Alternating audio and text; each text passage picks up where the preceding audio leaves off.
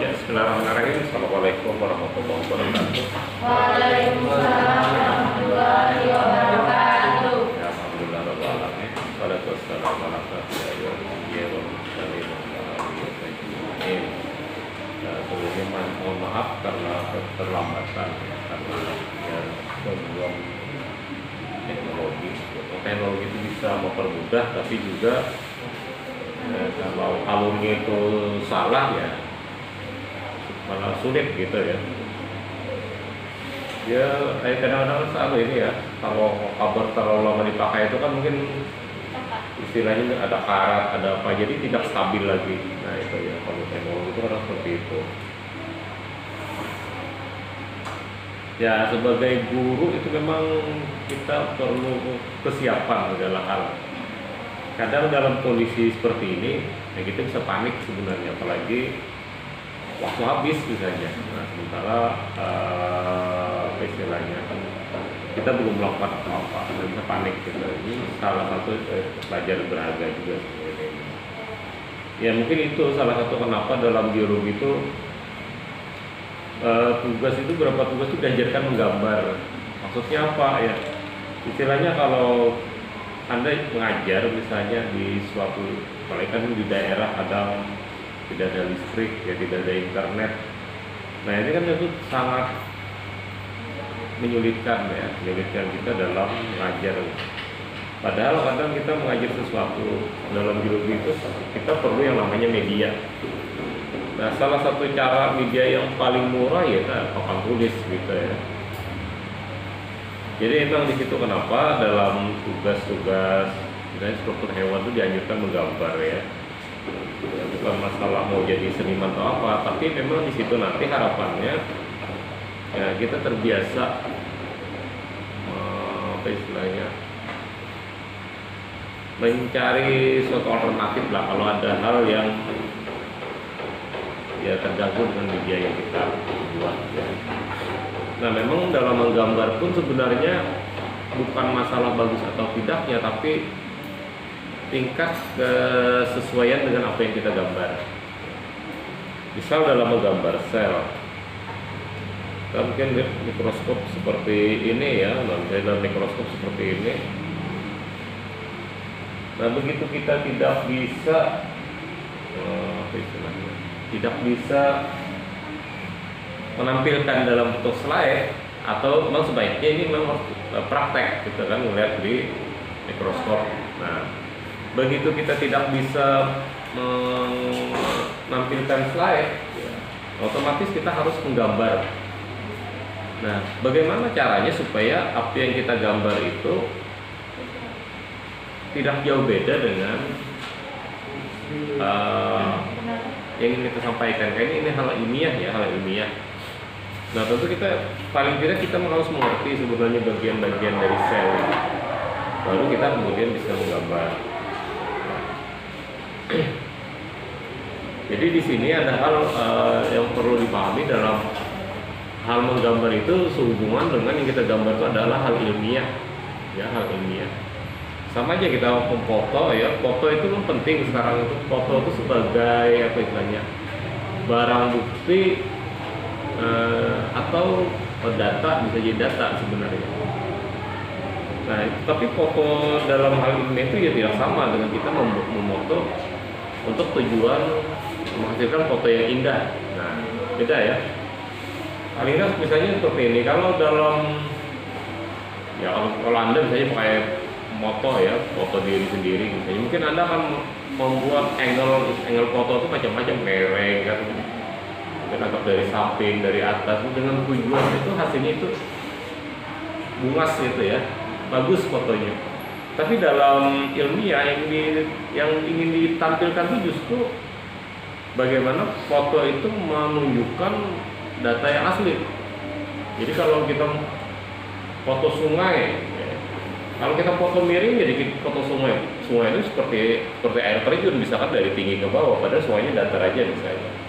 Nah itu kalau kita foto dengan cara ilmiah, kita foto sungai tadi, kita foto apa istilahnya, bentuknya kalau datar ya datar, mereng, kalau tegak begitu.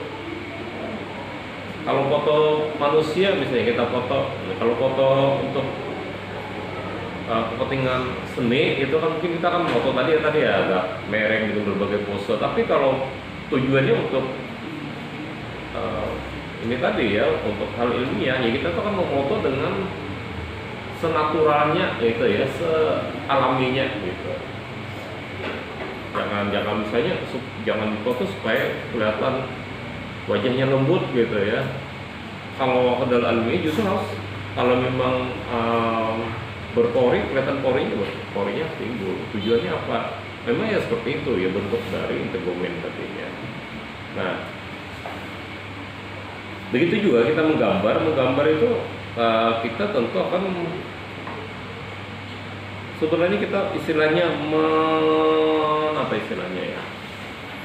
memindahkan dari gambaran mikroskop ke gambaran tangan gitu ya.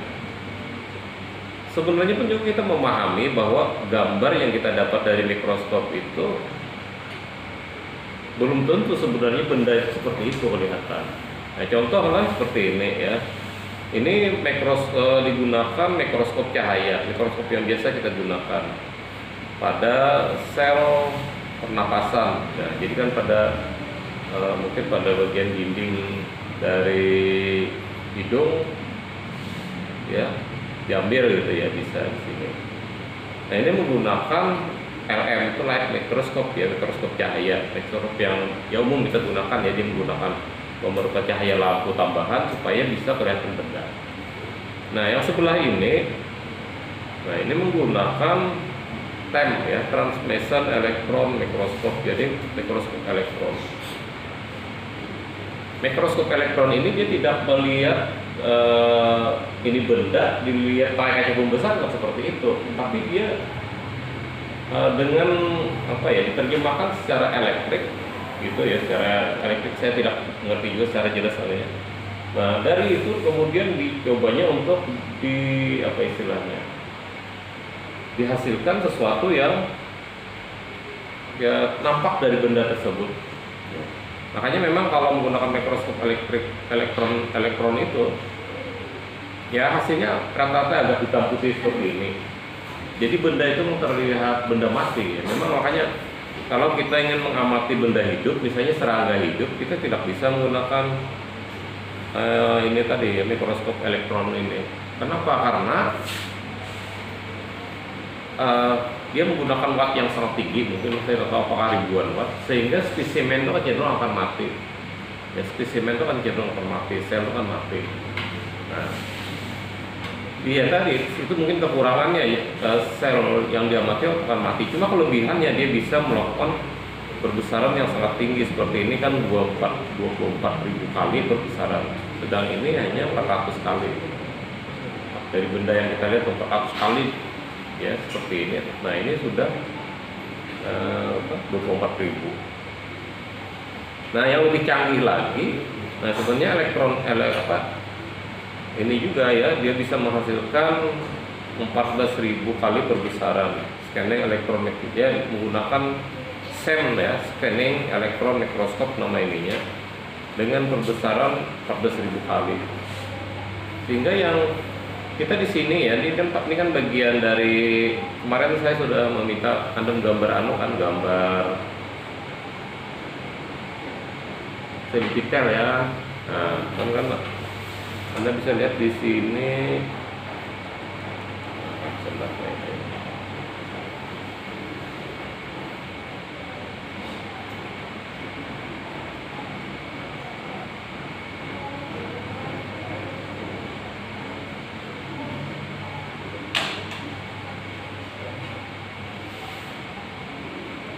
Ya, pada bagian atas ini, nah Anda lihat kan ini ada bagian bawah ini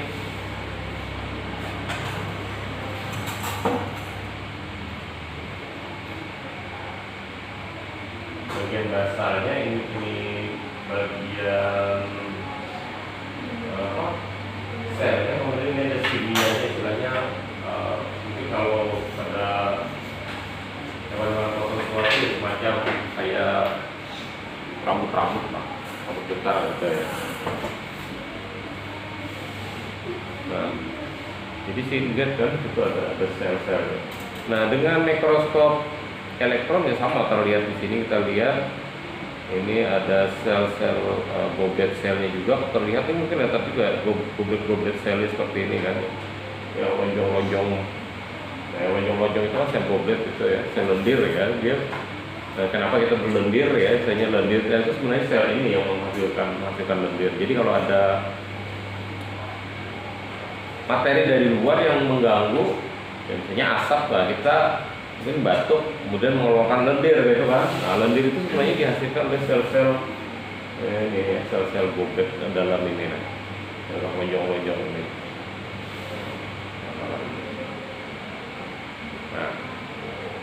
Nah, ini kalau dalam menggunakan second mikroskop ya mungkin lebih terlihat jelas sebenarnya isinya, dan lebih terlihat jelas sebenarnya bentuk dari silia.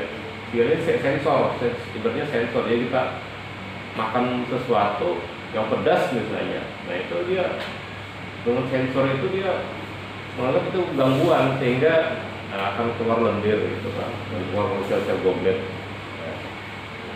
Nah, mungkin tidak jelas terlihat, tapi begitu dengan menggunakan scanner elektron mikroskop ya terlihat jelas kan ini.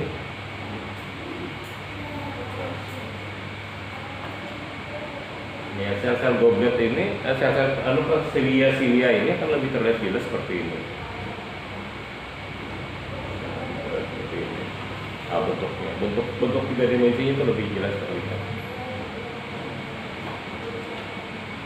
Nah, yang kita lihat sini dengan menggunakan mikroskop itu memang ya tadi tergantung mikroskopnya, kita bisa melihat ke benda yang sangat, ke bagian materi itu yang lebih spesifik ya. Nah, apa hubungannya dengan menggambar tadi? Begitu kita menggambar, setidaknya ya, dan tentu kita harus paham konsepnya tadi ya, kita paham konsepnya bahwa yang namanya sel epitel ya, contohnya sel epitel pada bagian respiratory tract ini ya, pada sistem pernapasan ini, dia ada bagian basal ya, bagian dasar jaringan ikatnya, kemudian ada sel-sel epitelnya yang dimana di dalamnya itu ada apa istilahnya, ada sel gobletnya, kemudian ada silianya. Jadi walaupun kita menggambar seperti apapun ya, nah seperti itu nih dasar, kemudian ada sel-sel, nah, sel-selnya seperti ini sebenarnya. Nah, yang kita harus pahami itu bahwa sel ini bentuknya itu seperti kemarin waktu belajar menggambar sel epitel, membaca ada sel epitel ada yang bentuk sederhana seperti ini, ada yang bentuk kubus ya kan kayak batu bata gitu, kemudian ada yang bentuknya ini ya silinder panjang ini kan ada 3, kemudian nanti ada yang bertangkap, ini kan selapis, kemudian ada yang berangkap-rangkap gitu ya, berangkap-rangkap jadi juga berangkap gitu. Nah ini ada yang seperti ini, ada yang berangkap palsu. Nah, mungkin apakah Anda bergambar sepertinya berangkap ya, padahal dia tidak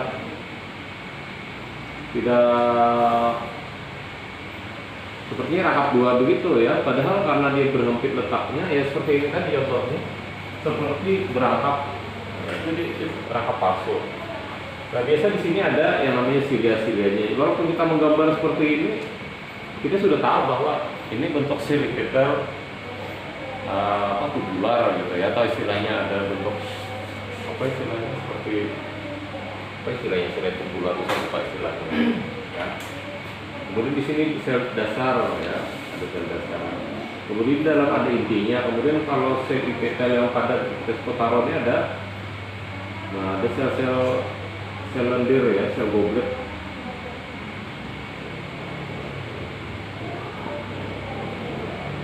Nah ini silia-silianya. Nah menggambar ilmiah walaupun sederhana, ini saya katakan sederhana, tidak baik karena secara seni mungkin tidak baik, tapi ini sudah menunjukkan bahwa gambaran ini mewakili gambar itu. tentu ya syaratnya kita harus paham juga dengan gambar ini tadi ya, syaratnya.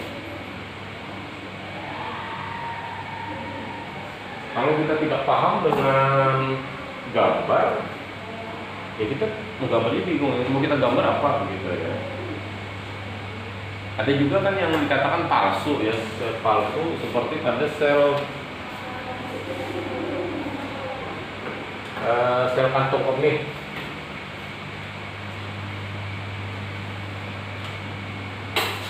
Dia seperti kubus. Ya, kalau kita potong secara melintang. Nah ini makanya ada istilah-istilah kenapa kemarin disuruh menghafal istilahnya ada sagital. Istilah itu untuk pembedahan dan ya kita potong secara melintang. Ada sel kantong kemih, jadi kita kemih kan biasanya kan itu ada rasa yang sangat tertekan itu sel-sel ini tadi ya kantong kemih. Ketika dia kosong dia mungkin bentuknya seperti kubus, tapi begitu lama-lama kan air kemih itu mungkin berbanyak di sini. Ya. Nah, akhirnya ini makin tertekan, sehingga dia akan tertekan, lalu dia kelihatan menjadi seperti apa ya? Seperti pipih ini, seperti gepeng. Padahal itu sebenarnya tidak gepeng. Nah ya, jadi ketika kantong kemih kosong dia bentuknya kubus, tapi begitu kantong kemih penuh banyak ya, dia ditekan air itu kan, ditekan cairan, dia jadi gepeng, misalkan gepeng. Nah, kalau kita memahami konsepnya, ya kita menggambar seperti apapun, betul-betul itu bisa menceritakan bahwa apa yang kita gambar itu tidak jauh berbeda dengan kenyataannya gitu ya. Jadi memang di sini di biologi ini ada hal yang memang harus kita hafal, tapi ada hal yang harus kita hayal gitu. Menghayal gitu, istilahnya menghayal kira-kira seperti ini ya. Contoh lagi seperti sel hewan ya. Ini kalau ini kan sel hewan 3 dimensi. Nah, bagaimana yang 2 dimensi? Dan tentu kita akan memikirkan bagaimana gambar 2 dimensi. Ya 2 dimensi kan seperti ini, sebenarnya 2 dimensi. Itu ya, panjang lebar. Kalau 3 dimensi itu kan kalau kita lihat sini panjang lebar dalam gitu. Itu dikatakan 3 dimensi. Jadi dia memenuhi ruang gitu ya. Misalnya X biasa tinggi, kemudian ruang yang masuk ke dalam depth gitu ya. Masuk ke dalam sebenarnya, ke dalam sana. Setidaknya kalau kita lihat benda, ya benda seperti ini kan terlihat 3 dimensi, panjang, lebar, dalam ya. Nah, itu ya. Seperti ini 3 dimensi. Begitu kita gambar dalam 2 dimensi, nah itu kita harus mengerti konsep dari sel hewan seperti apa, sel tumbuhan seperti apa. Ini kalau kita bedakan ya hewan dan tumbuhan. Ada sel hewan itu cenderung bentuknya itu dia tidak ada dinding sel kan, tidak ada dinding sel. Beda dengan sel tumbuhan. Sel tumbuhan itu punya dinding sel, sehingga keras. Contoh kayunya kenapa keras? Nah, salah satu karena ya punya dinding sel yang keras. Sedangkan sel hewan yang kayak kulit kita itu lemah, ya, lemah gitu ya. Ini karena ada bentuk ini karena mungkin di dalamnya ada tulang aja yang menyesuaikan bentuk tadi ya. Tapi karena tidak ada dinding sel, ini ada 2 ya, ada sel yang meliputi, misalnya ini dinding sel. Nah, yang paling luar ini yang paling luar ini dinding sel, yang bagian dalam ini membran. Jadi selnya kalau lebih tebal seperti ini.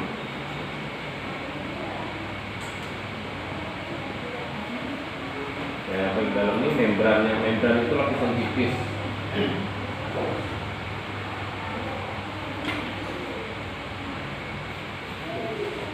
Jadi kalau umpamakan seperti ruangan ini, misal horden ini ditutupkan ke seluruh ruangan ya, horden yang biru ini ditutupkan ke ruangan.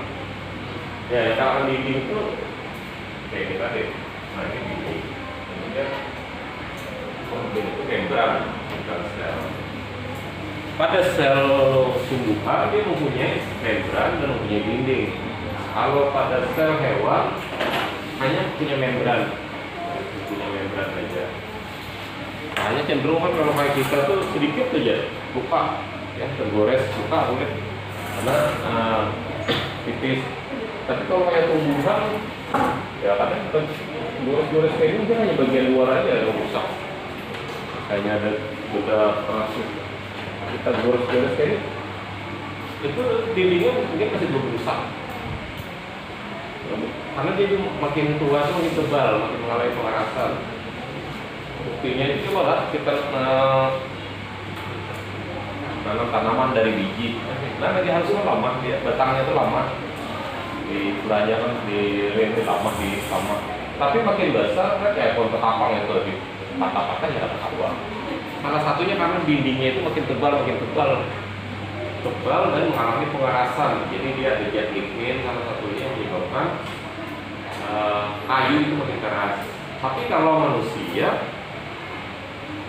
dari halus dari bayi sampai tua ya tetap aja lama ini. Karena memang kita tidak punya membran, kita tidak punya dinding. Nah, itu konsep yang harus diingat ya. Kalaupun keras kan tulang di dalam memang bentuk struktur tulang itu salah satu fungsi ya sebagai penyokong. Walaupun di aja tadi tulang tadi ya, bukan karena sel tadi ya.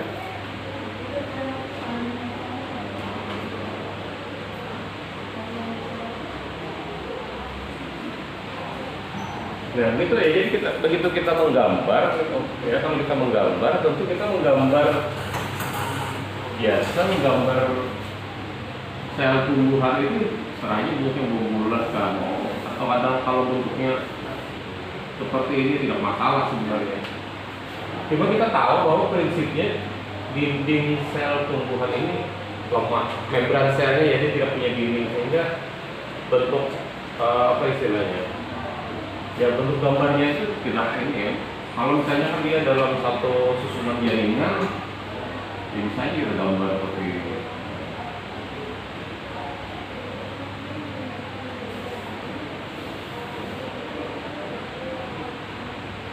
Tapi dalam konsepnya sebenarnya ini salah. Kenapa di sini ada ruang? Di gambar ini ada ruang. Padahal mestinya sel tumbuhan itu tidak ada ruang. Sel hewan itu tidak ada ruang antar sel itu tidak ada. Iya, ruang antar sel ini. Ruang antar sel. Nah ini tidak ada dalam sel tumbuhan. Dalam sel hewan. Tapi kalau kita menggambar sel tumbuhan, kita tidak menggambar bentuknya seperti ini. Kita cenderung lebih keras, misalnya menggambar otak biasa. Nah ini kalau gambarnya itu misalnya di sini masih ada sambungannya, jadi digambar kosong gitu aja.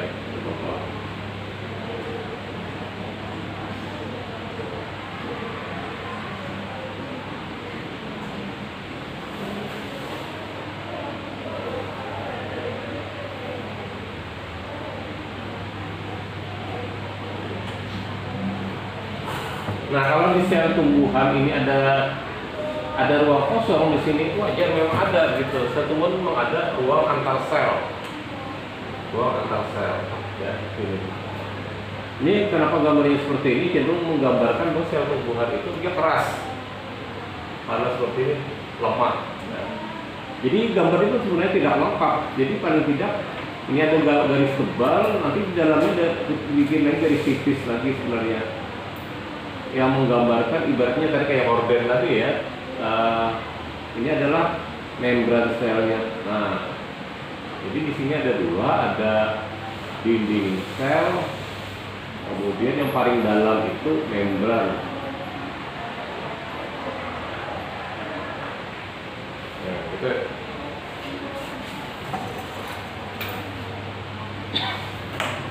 Ya mungkin lebih jelasnya mengenai sel di mata kuliah tipologi, ya saya tidak banyak membahas di sini sel ya. Cuma dalam praktikum yang perlu diperhatikan itu begitu kita menggambar itu, bahwa gambar itu memang apa istilah gambaran itu memang